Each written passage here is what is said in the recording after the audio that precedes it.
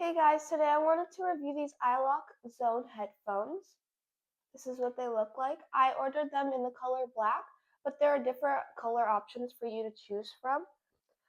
These headphones can connect to Bluetooth so that you can listen to music or watch something, or you can use this cable, and all you do is plug it in right here, and then you just plug the other end into your device. These headphones last up to 100 hours once fully charged. And all you have to do to charge it is it uses a USB-C and you plug them in. And this is how you charge them. These headphones are also noise cancellation, which can block out any annoying sounds like snoring or lawn mowing, anything. It also comes with a carrying case, which is good for traveling. This is the inside. And it comes with a manual to how to operate them. And last but not least, these headphones are perfect because you can use it for movies, you can use them while working out, and it comes with a comfy bedding.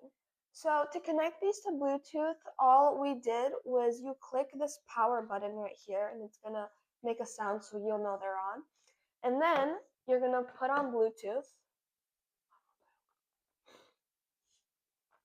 and it's called iLock Zone. And once you connect it, your phone will be connected to the headphones. And to adjust the volume, here is the buttons. There's a minus and plus.